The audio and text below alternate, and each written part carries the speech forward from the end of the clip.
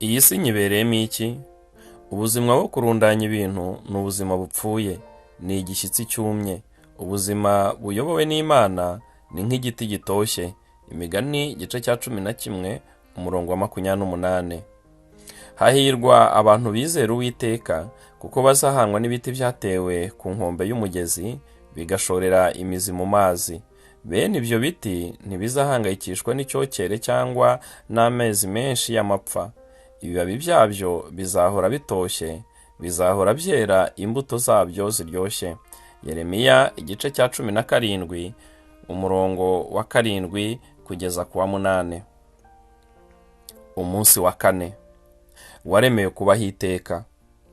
Imana yashyize ibitekerezo by'igihe cy'iteka mu mutima w'umuntu.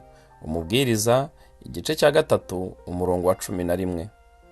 Ntabwo Imana yari kurema ikiremwa gihambaye nk'umuntu ikiremeye kurama umunsi umwe gusa. Oya, ntibishoboka. Umuntu yaremewe kubaho iteka. Abraham Lincoln. Ntabwo kubaho bigarukira kuri ubu buzima.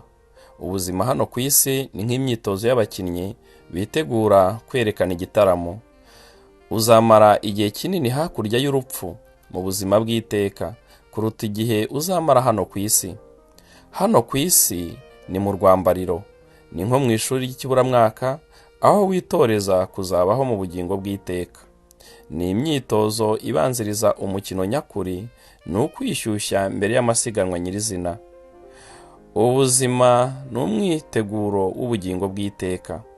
Nuba umurame uzamara imyaka 100 hano ku isi, ariko uzamara imyaka itabarika mu bugingo buhoraho. Iminsi yawe hano ku isi ni nk'igihe cyo guhumbya, nk'uko umuhanga umwe witwa Sir Thomas Browne abivuga.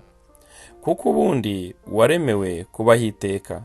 Bibiliya iravuga ngo Imana yashyize ibitekerezo by'igihe cy'iteka mu mutima w'umuntu. Muri wowe harimo icyifuzo waremanywe cyo gushaka kubaho iteka. Ibyo biterwa n'uko Imana yakuremye mu ishusho yayo, ngo nawe uzabeho iteka. Nubwo tubizi neza ko amaherezo buri muntu ashyira agapfa, urupfu iyo ruje twumva ari ishyano tugushije, kandi ndetse ari nk'akarengane. Impamvu twumva twagombye kubaho ubudapfa ni uko Imana yashyize mu mitekerereze yacu bene icyo cyifuzo. Hari umunsi umutima wawe uzahagarara gutera. Ibyo bizaba ari iherezo ry'ubuzima bw'umubiri n'igihe cyawe hano ku isi. Ariko ntabwo ibyawe bizaba birangiriye aho. Umubiri wawe ni ubuturo bw'igihe gito bw'umwuka wawe. Bibiliya ivuga ko uyu mubiri ari ihema, ariko umubiri wawe w'iteka Bibiliya ikawita inzu. Bibiliya ivuga ngo igihe iri hema dutuyemo ari wo mubiri wacu wa hano ku isi risenywa, Imana izaba idufitiye inzu mu ijuru yo guturamo. Inzu yatwubakiye y'ubwayo ni inzu itazashira yo mu ijuru. Ubuzima bwa hano mu isi butanga ibintu byinshi byo guhitamo. Ubuzima bw'iteka bwo bugatanga ibintu bibiri gusa: ijuru cyangwa umuriro. Uburyo ubana n'Imana hano ku isi nibwo buzaguhesha uko uzabana nayo mu bugingo buhoraho. Niwiga gukunda no kwizera umwana w'Imana Yesu Kristo, uzaba wihesheje ubutumire bwo kuzabana nawe mu buzima bw'iteka. Ariko niwirengagiza urukundo rwe, imbabazi n'agakiza, uzamara ubuzima bw'iteka kure y'Imana. C.S. Lewis yaravuze ngo hari ubwoko bubiri bw'abantu: ababwira Imana ngo byose bibe uko ushaka, n'ab'Imana ibwira ngo ubwo ari uko ubyifuza ngaho byose bibe uko ushaka. Ikibabaje ni uko hari benshi bazabaho ubuzima bw'iteka budafite Imana, kandi bakiri hano ku isi bahisemo kubaho badafite Imana. Iyo umaze gusobanukirwa neza ko ubuzima burenze ibyo tubona hano ku isi, ukumva neza ko kubaho ku isi ari umwiteguro w'ubuzima bw'iteka, nibwo uzatangira kubaho uburyo butandukanye n'ubwo umenyereye. icyo gihe uzatangira kubaho utumbiriye ubuzima bw'iteka, kandi ibyo bizahindura uburyo ubona imibanire yawe n'umuntu uwo ari we wese. Buri murimo ukora n'ibyo unyuramo byose uzajya kubona usanga ibikorwa byinshi, imigambi ndetse n'ibibazo wajyaga uha agaciro byahindutse ubusa, nta gaciro, ndetse rwose bitagikwiriye no kugutesha umwanya. Uko ugenda urushaho kwegera Imana niko ibintu byose bihinduka bito cyane. Iyo ubaho utumbiriye ubuzima bw'iteka, ibyo uha agaciro nabyo birahinduka. Umutungo wawe n'igihe cyawe utangira kubikoresha mu buryo bufite ubwenge. Uha agaciro kanini imibanire yawe n'imico y'umutima kuruta kumenyekana, kurundanya ubutunzi, kugera kuri byinshi cyangwa kwinezeza. Ibyo ushyira imbere birahinduka. Kugendana n'ibigezweho, gushiturwa n'ibiharawe cyangwa iby'abandi bashidukira ntibiba bikigutwara umutima. Pawulo yaravuze ngo, ibyo najyaga mpa agaciro kanini ubu mbibara nk'imburamumaro kubera ibyo Kristo yankoreye. Niba igihe uzamara hano ku isi ari bwo buzima, nakugira inama yo kwihutira kuburya bigishoboka. Icyo gihe waba ufite uburenganzira bwo kwirengagiza icyo gihe imico myiza n'ubunyangamugayo. Nta n'impamvu yaba iriho yo guhangayikishwa n'ingaruka z'ibyo ukora. Waba ufite umudendezo wo kwiberaho uri nyamwigendaho, kuko ibikorwa byawe byakugiraho mu gihe kizaza. Ariko kandi ibi ni byo bihindura byose. Urupfu ntabwo ari ryo herezo ry'ubuzima bwawe. Ntabwo urupfu ari ryo herezo ry'urugendo rw'ubuzima bwawe, ahubwo ni irembo rikwinjiza mu buzima bw'iteka. Niyo mpamvu buri kintu cyose ukora ukiri hano ku isi kizagira ingaruka mu bugingo bw'iteka. Buri kintu ukora ukiri hano mu isi ni nko gucuranga umurya w'inanga ukazirangirira mu buzima bw'iteka. Ikintu cyangiza ubuzima bwa benshi muri iki gihe ni ugutekereza ibya hafi biboneka gusa. Kugira ngo ukoreshe ubuzima bwawe neza, ni ngombwa gutumbira ubuzima bw'iteka mu bitekerezo byawe, kandi ukabika mu mutima wawe ibanga ry'agaciro kabwo. Ubuzima burenze cyane ibyo tubonesha amaso hano none. Ibyo tubona none ni agace gato cyane. Igihe cy'iteka ni igice kinini gihishe tudashobora kubonesha amaso. Ese bizaba bimeze bite igihe tuzaba tugeze mu buzima bw'iteka turi hamwe n'Imana? Tuvugishije ukuri, ntabwo ubwenge bwacu bufite ubushobozi bwo gusingira ubwiza n'ubunini bw'ijuru. Ni nk'umuntu wagerageza gusobanura urushishi uburyo interinete ikora. Byaba ari uguta igihe. Nta magambo dufite ashobora kuvuga mu buryo busobanutse iby'ubuzima bw'iteka.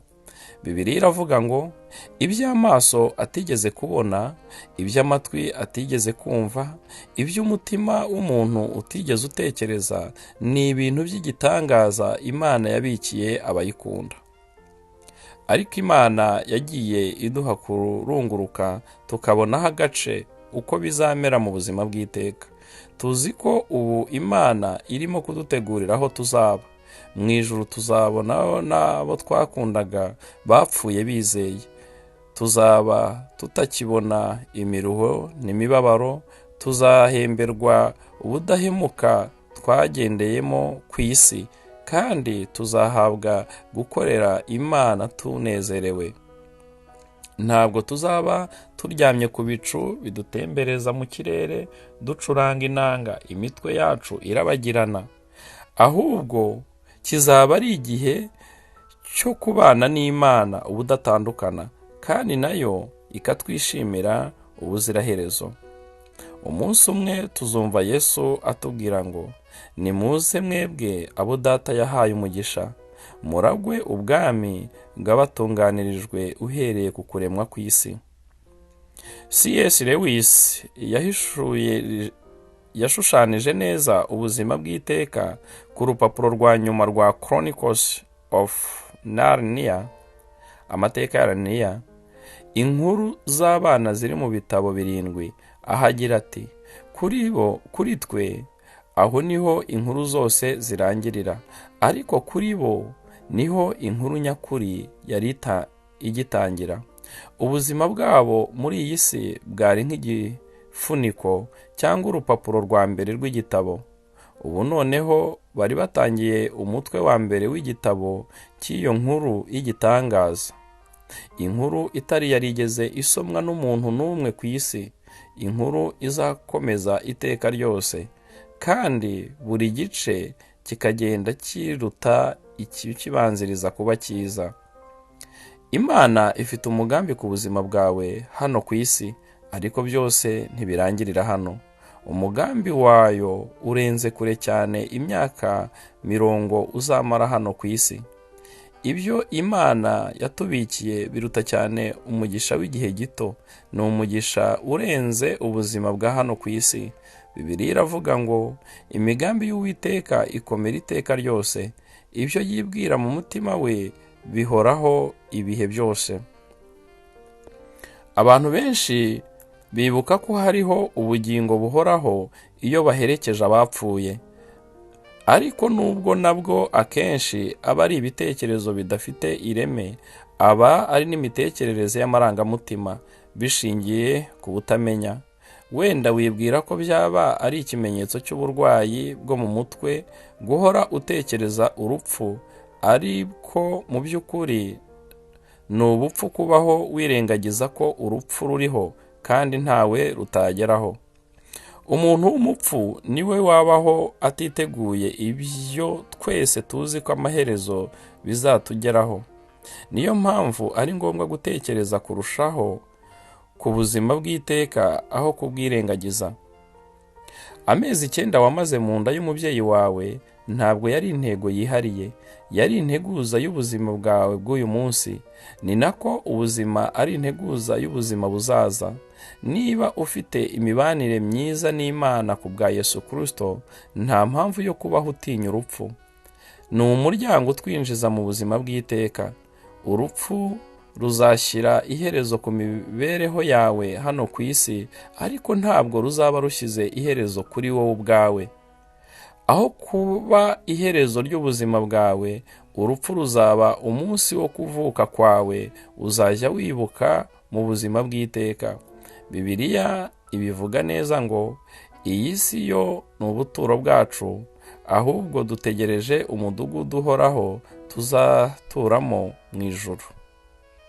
Tugereranije n'igihe tuzamara mu buzima buhoraho, igihe tumara hano ku isi ni nk'umwanya wo guhumbya, ariko ingaruka zabwo zihoraho iteka. Ibyo dukora muri ubu buzima nibyo bizagena uko tuzamera mu buzima buzaza. Twagombye guhora tuzirikana ko igihe cyose turi iwacu mu mubiri tuba dutuye kure y'umwami wacu.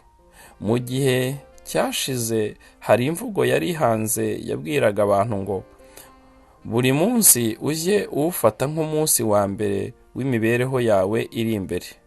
Ariko urebye neza byaba byiza kurutaho ubayeho buri munsi nk'aho ari wo munsi wawe wa nyuma ku isi. Matthew Henry yaravuze ngo umurimo w'ingenzi wa buri munsi wagombye kuba kwitegura umunsi wacu wa nyuma ku isi.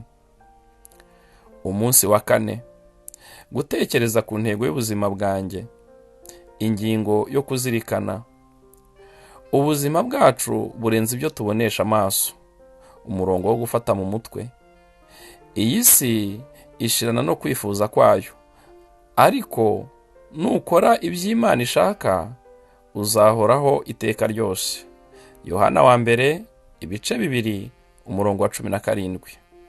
Ikibazo cyo gutekerezaho: ubwo umaze gusobanukirwa ko waremewe kubaho iteka, tekereza ikintu kimwe wajyaga ukora wari ukwiye guhita ureka, kandi utekereze n'ikindi utajyaga ukora ukwiriye gutangira gukora uyu munsi.